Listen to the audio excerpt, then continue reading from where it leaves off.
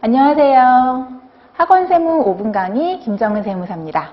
오늘은 세금은 아니지만 꼭 신고 납부해야 되는 것들이 있습니다.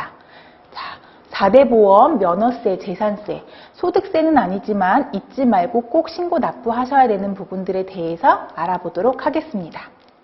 자, 지난번 강의를 통해서 세법과 관련된 신고 일정에 대해서는 우리가 이야기를 해봤는데요. 그 외에 4대 보험 근로자가 있었다라고 한다면 근로내용 확인 신고를 하셔야 되고요. 또 4대 보험료도 정산을 하셔야 됩니다.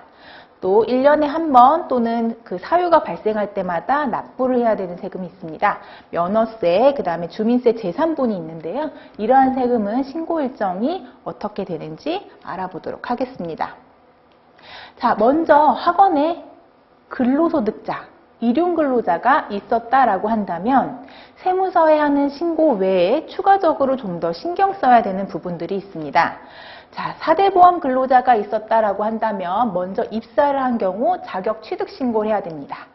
홍길동이라는 사람이 우리 사업장에 몇 월 며칠에 입사를 했고 급여는 얼마입니다. 라는 사실을 관할 공단에 제출을 해야 되고요. 이렇게 자격취득 신고를 통해서 그 다음 달부터 이제 4대 보험 고지서를 받게 됩니다.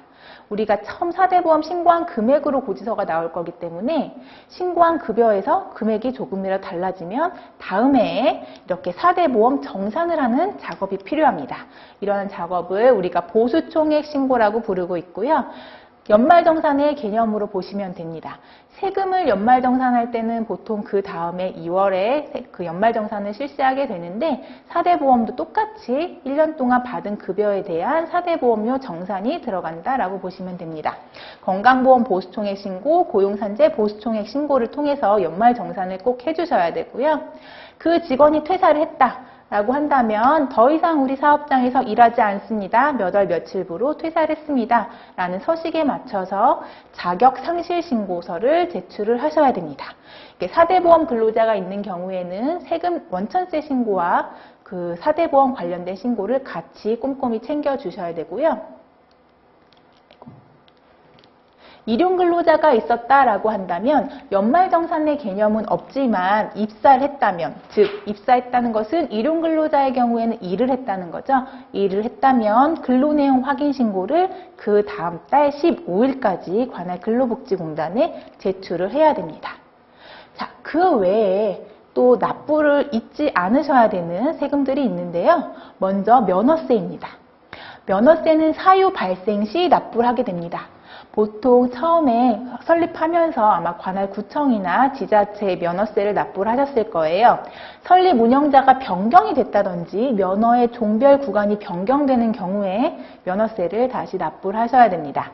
이 종별 구간의 변경이라 함은 보통 지자체별로 인구수별로 그 테이블이 나와 있습니다. 면적이 제4종에서 3종으로 변경이 됐다라고 한다면 면허세를 다시 납부를 하셔야 됩니다. 두 번째로는 주민세가 있습니다. 이 부분은 내는 분들도 계시고 여러분들 중에 처음 들어본다 하는 분들도 계실 거예요. 이 주민세를 내야 하는 분들은 자, 7월 1일 현재 연면적 330제곱미터를 초과하는 사업장을 운영하는 사업주입니다. 자, 잘 보시면 소유하는 사업주가 아니라 운영하는 사업주라고 나와 있습니다. 즉, 건축물의 소유 여부와는 무관합니다. 내가 연면적 330m를 초과하는 사업장을 임차해서 학원을 운영하고 있다라고 한다면 주민세를 납부하셔야 됩니다. 자, 주민세 납부는 어렵지 않습니다. 사용 면적에 일정한 금액을 곱해서 나오는 세액을 신고 납부하시면 됩니다.